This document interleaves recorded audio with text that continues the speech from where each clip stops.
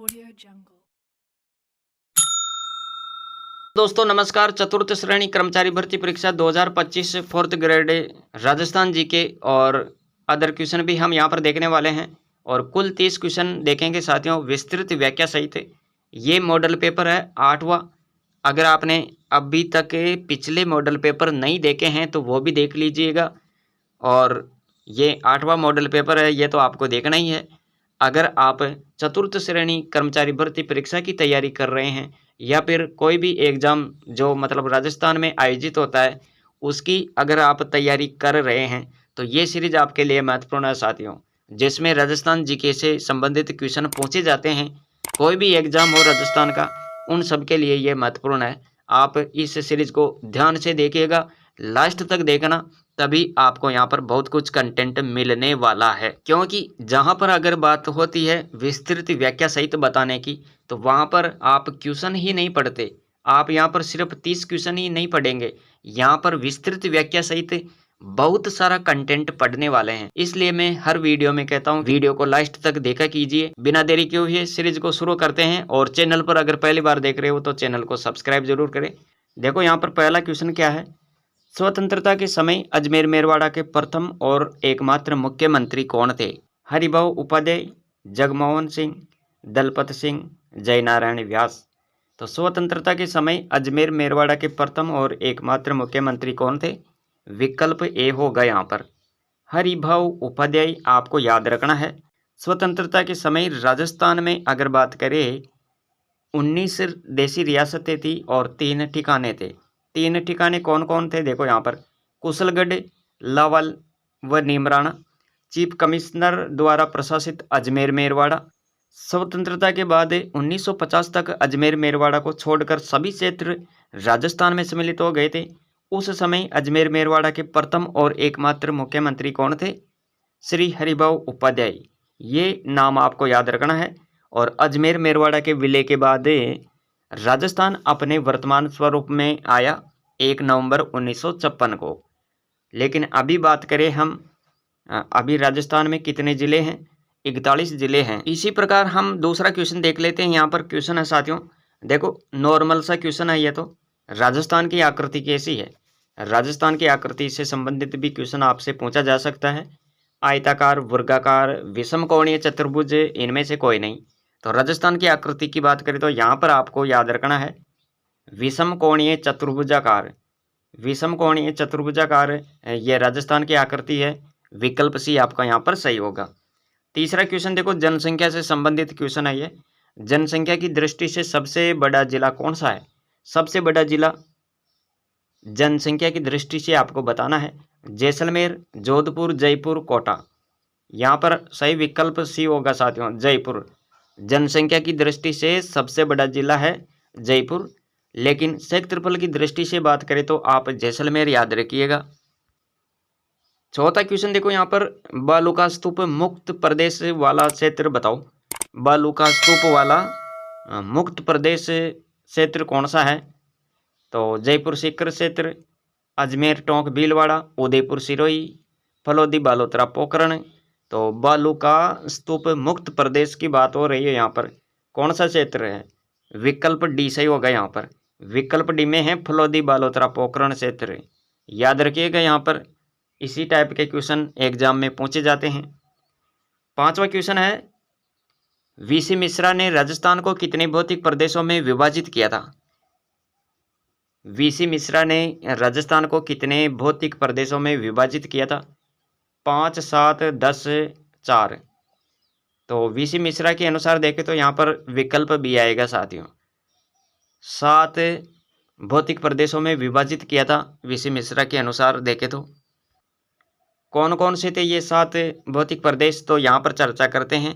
हम पढ़ेंगे यहाँ पर मतलब राजस्थान के 7 भौतिक प्रदेशों के नाम और विशेषताओं के साथ देखेंगे इसे।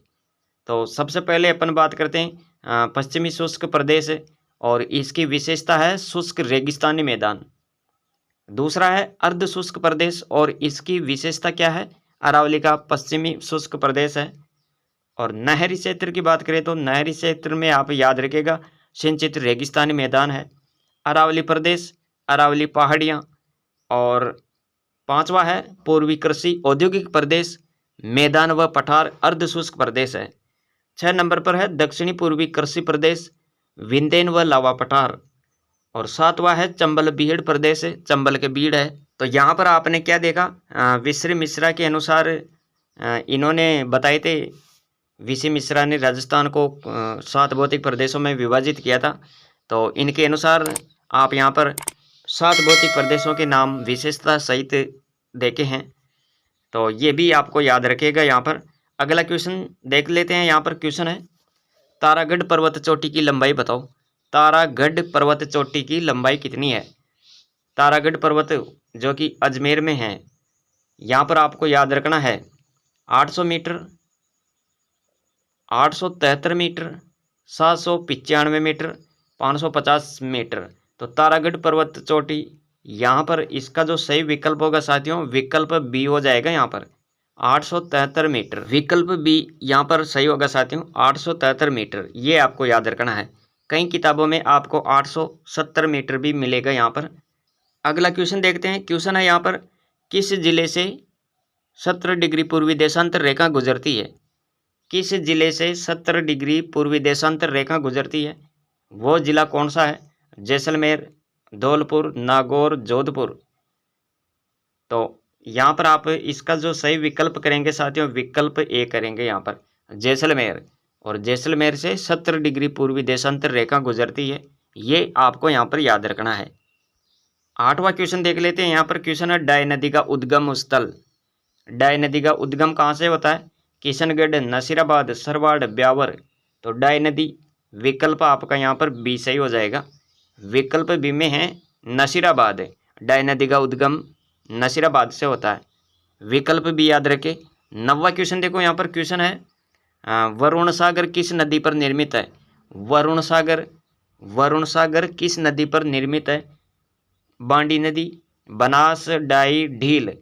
तो वरुण सागर किस नदी पर निर्मित है? यहाँ पर आपका सही विकल्प ए होगा साथियों, विकल्प ए। इसके बारे में आपको ये याद रखना है, बाढ़ राहत कार्यों के तहत अंग्रेज इंजीनियर फॉय के निर्देशन में अजमेर में बांडी नदी पर फॉय सागर झील का निर्माण कराया गया। इसे वरुण सागर के नाम से भी जाना जाता है। ये आपको यहाँ पर देखना है साथियों। 10वां क्वेश्चन देख लेते हैं। 10वां क्वेश्चन क्या है?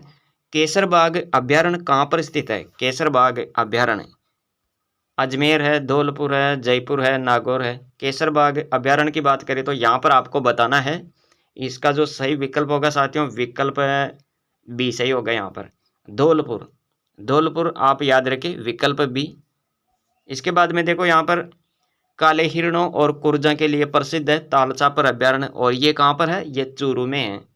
राज्य का सबसे छोटा अभ्यारण्य की बात करें तो सज्जनगढ़ अभ्यारण्य, उदयपुर याद रखें।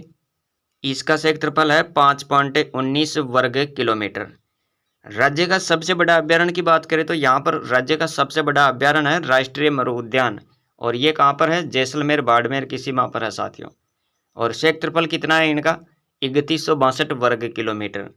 केसरबाग अभ्यारण्य ये धौलपुर में है, और इसका क्षेत्रफल कितना है? 14.76 वर्ग किलोमीटर। पक्षियों का स्वर्ग कहलाता है, वह कौन सा अभ्यारण्य जो पक्षियों का स्वर्ग कहलाता है? तो वो है केवलादेव राष्ट्रीय उद्यान, भरतपुर। 11वां क्वेश्चन देखते हैं। यहाँ पर चौली सिंचाई परियोजना राजस्थान के किस जिले से संबंधित है? चौली सिंचाई परियोजना राजस्थान के कौन से जिले से संबंधित है? प्रतापगढ़ है, करौली है, झालावाड़ है, सवाई माधोपुर है। चौली सिंचाई परियोजना की बात करें तो यहाँ पर आप बताएंगे साथियों, इसका जो सही विकल्प होगा झालावाड़, विकल्प सी याद रखिएगा। यहाँ पर चौली सिंचाई परियोजना राजस्थान के किस जिले से संबंधित है? विकल्प सी झालावाड़। क्वेश्चन है राज्य के निम्न में से किस क्षेत्र में लिंगानुपात अपेक्षाकृत अधिक है? राज्य के निम्न में से किस क्षेत्र में लिंगानुपात अपेक्षाकृत अधिक है? पूर्वी भाग, पश्चिमी भाग, उत्तरी भाग, दक्षिणी भाग। इसका सही विकल्प डी होगा साथियों, दक्षिणी भाग। 13वां क्वेश्चन देखो यहाँ, जिला आपदा प्रबंधन प्राधिकरण का अध्यक्ष कौन होता है? 13वां क्वेश्चन है, जिला आपदा प्रबंधन प्राधिकरण का अध्यक्ष कौन होता है? पुलिस अधीक्षक, आयुक्त नगर निगम, जिला कलेक्टर, सीईओ, जिला परिषद। तो यहाँ पर आपका सही विकल्प होगा साथियों, विकल्प सी, जिला कलेक्टर। विकल्प सी याद रखिएगा यहाँ पर। और देखो यहाँ पर 14 नंबर का क्वेश्चन है, अजयमेरू नगर किसने बसाया था? अजमेर नगर की स्थापना किसने की थी? अजीत सिंह ने, अजयराज चौहान ने, अरुणोराज ने, इनमें से कोई नहीं। इसका सही विकल्प होगा बी, अजयराज चौहान ने। कब की थी? तो यहाँ पर यह भी याद रखें, 1113 में अजयराज चौहान ने अजयमेरू अजमेर नगर बसाया। और 1137 की बात करें तो आना सागर झील का निर्माण करवाया था अरुणोराज ने। बीसलदेव दिल्ली को जीतकर भारत का प्रथम चौहान सम्राट बना, यह भी आपको याद रखना है। बीसलदेव दिल्ली को जीतकर भारत का प्रथम चौहान सम्राट बना। 15 नंबर का क्वेश्चन देख लेते हैं। क्वेश्चन क्या है, तुंगा का युद्ध कब हुआ था? यहाँ पर आपको सन बताना है, तारीख बतानी है। तुंगा का युद्ध कब हुआ था? 28 जुलाई 1787, अक्टूबर 1764, जनवरी 1761, अगस्त 1748। तो तुंगा का युद्ध हुआ था साथियों 28 जुलाई 1787 को। विकल्प ए सही होगा यहाँ पर। और किस किस के बीच में हुआ था ये भी आपको यहाँ पर याद रखना है। जयपुर नरेश सवाई प्रताप सिंह और जोधपुर नरेश महाराणा विजय सिंह की संयुक्त सेना ने मराठा महादजी सिंधिया की सेना को हराया था। 16वां क्वेश्चन देखो यहाँ पर। क्वेश्चन है, राजस्थान में क्रांति के समय कोटा रियासत का ब्रिटिश पॉलिटिकल एजेंट कौन था? Major Showers, Monck Mason, William Eden, major Burton. Rajasthan में क्रांति के समय कोटा रियासत का ब्रिटिश पॉलिटिकल एजेंट की बात करें तो यहाँ पर आपका सही विकल्प हो जाएगा साथियों विकल्प डी, मेजर बर्टन। विकल्प डी सही होगा यहाँ पर। क्वेश्चन है यहाँ पर देखो 17 नंबर का क्वेश्चन है, मेरवाड़ा बटालियन की स्थापना कब हुई थी? मेरवाड़ा बटालियन की स्थापना कब हुई थी? 1822 में, 1834 में, 1835, 1836 में मेरवाड़ा बटालियन की स्थापना हुई थी साथियों। यहाँ पर आपको सही विकल्प याद रखना है। इसका जो सही विकल्प है 1822, विकल्प ए सही होगा यहाँ पर। मेरवाड़ा बटालियन 1822 में। और स्थान याद रखें यहाँ पर ब्यावर। शेखावटी ब्रिगेड के बारे में याद रखें, 1834 में इसकी स्थापना हुई। और कहाँ पर? झुंझुनू में। जोधपुर लीजियन 1835 और स्थान याद रखें एदिनपुरा। कोटा कॉन्टिजेंट की बात करें तो ये 1836 में स्थापित हुई और स्थान याद रखें देवली। और मेवाड़ भील कोर की स्थापना की बात करें तो 1841 और स्थान याद रखें खेरवाड़ा। 18 नंबर का क्वेश्चन देख लेते हैं। क्वेश्चन है साथियों यहाँ पर देखो, निमुचाना किसान आंदोलन के नेतृत्वकर्ता कौन थे? नयनुराम शर्मा, भोजी लंबरदार, श्री जयनारायण व्यास, माधो सिंह व गोविंद सिंह। निमुचाना किसान आंदोलन के नेतृत्वकर्ता कौन थे? तो यहाँ पर इसका जो सही विकल्प है साथियों विकल्प डी सही होगा यहाँ पर, माधो सिंह व गोविंद सिंह। दोनों का नाम याद रखना है। निमुचाना किसान आंदोलन के नेतृत्व करता है ये, विकल्प डी। आगे बात करते हैं यहाँ पर 19 नंबर का क्वेश्चन है, राजस्थान की पहली महिला कुश्ती प्रशिक्षक है? चंद्रिका गीताई, सीमा सोनी, आंची देवी, रेखा आचार्य। तो राजस्थान की पहली महिला कुश्ती प्रशिक्षक की बात करें तो यहाँ पर आपको याद रखना है विकल्प सी, आंची देवी याद रखें यहाँ पर, विकल्प सी सही होगा। विस्तृत रूप में यहाँ पर देखो, चंद्रिका गीताई की बात करें तो ये प्रदेश की पहली महिला साइकिलिस्ट है जिन्हें महाराणा प्रताप पुरस्कार से सम्मानित किया गया। और सीमा सोनी की बात करें तो ये राज्य की प्रसिद्ध कबड्डी खिलाड़ी है जिन्हें महाराणा प्रताप पुरस्कार से सम्मानित किया गया। रेखा आचार्य की बात करें तो आपको यहाँ पर याद रखना है, एक रेखा आचार्य के बारे में आपको क्या याद रखना है, ये बीकानेर की महिला भारोत्तोलक जिन्हें वर्ष 2005-06 में पावर लिफ्टिंग में महाराणा प्रताप पुरस्कार से सम्मानित किया गया था। इन्होंने मई 2008 में उज्बेकिस्तान में ताशकंद में आयोजित एशियन महिला पावर लिफ्टिंग चैंपियनशिप में भी स्वर्ण पदक प्राप्त किया साथियों। क्वेश्चन है यहाँ पर, राज्य में सिविल सेवाओं का मुखिया कौन होता है? राज्य में सिविल सेवाओं का मुखिया कौन होता है? प्रमुख कार्मिक सचिव, मुख्य सचिव, मुख्यमंत्री और राज्यपाल। यहाँ पर आपको बताना है सही विकल्प है। राज्य में सिविल सेवाओं का मुखिया कौन होता है? प्रमुख कार्मिक सचिव होता है, या फिर मुख्य सचिव होता है, या मुख्यमंत्री होता है, या फिर राज्यपाल होता है? तो यहाँ पर आपको याद रखना है, इसका जो सही विकल्प है साथियों, सही विकल्प होगा बी, मुख्य सचिव होगा यहाँ पर, विकल्प बी याद रखें। इसके बाद में देखो 21 नंबर का क्वेश्चन, राज्यपाल व राज्य मंत्री परिषद के बीच कड़ी है प्रधानमंत्री, मुख्यमंत्री, विधानसभा अध्यक्ष और विधान परिषद सभापति। तो यहाँ पर भी आपका सही विकल्प क्या हो जाएगा? विकल्प आपको याद रखना है बी। विकल्प बी में है मुख्यमंत्री। विकल्प बी में क्या है? मुख्यमंत्री। क्वेश्चन है यहाँ पर, पर्यटन स्थल चांदबावड़ी कहाँ पर स्थित है? चांदबावड़ी कहाँ पर स्थित है? धौलपुर, भानगढ़, आबानेरी, तलवाड़ा। तो यहाँ पर जो सही विकल्प होगा साथियों, इसका सही विकल्प हो जाएगा सी, आबानेरी। आबानेरी आपको याद रखनी है यहाँ पर विकल्प सी। 23 नंबर का क्वेश्चन है, केवाई माता का मंदिर कहाँ पर है? केवाई माता का मंदिर किनसरिया गांव परबतसर, भवानीपुरा जयपुर, सोरसेन बारा, बिलाड़ा जोधपुर। तो केवाई माता का मंदिर की बात करें तो यहाँ पर आपको परबतसर याद रखना, विकल्प ए। विकल्प ए सही होगा यहाँ पर, किनसरिया गांव परबतसर, विकल्प ए। 24 नंबर का क्वेश्चन देखो, वीरपता जी का मंदिर कहाँ पर स्थित है? वीरपता जी का मंदिर की बात करें तो नागौर, जालोर, पाली, जयपुर। तो वीरपता जी का मंदिर कहाँ पर है? क्वेश्चन अति महत्वपूर्ण है साथियों, याद रखिएगा। इसका सही विकल्प है बी। इसका सही विकल्प होगा बी, जालोर। वीरपता जी का मंदिर कहाँ पर है? जालोर में स्थित है साथियों, सातू गांव, और ये कहाँ पर है? जालोर में है। भाद्रपद शुक्ल नवमी को मेला भरता है, ये भी आपको याद रखना है। अब देखो यहाँ पर 25 नंबर का क्वेश्चन क्या कह रहा है, इनमें से गोडवाड़ी बोली का क्षेत्र है। गोडवाड़ी कहाँ पर बोली जाती है? गोडवाड़ी कहाँ पर बोली जाती है? चूरू, बूंदी, सिरोही, अलवर। तो सही विकल्प होगा साथियों यहाँ पर विकल्प सी, गोडवाड़ी बोली कहाँ पर बोली जाती है? सिरोही, याद रखें यहाँ पर सिरोही क्षेत्र है ये, विकल्प सी। 26 नंबर का क्वेश्चन देखो, क्वेश्चन है, पत्रकारिता के भीष्म पितामह के रूप में जाना जाता है। पत्रकारिता के भीष्म पितामह के रूप में किसको जाना जाता है? विकल्प आपको यहाँ पर बताना है। जहूर का मेहर, पंडित जबरमल शर्मा, जनार्दन राय नागर, राय सिंह सांधू। यहाँ पर याद रखना है आपको, इसका जो सही विकल्प होगा साथियों, विकल्प बी सही होगा यहाँ पर, पंडित जबरमल शर्मा।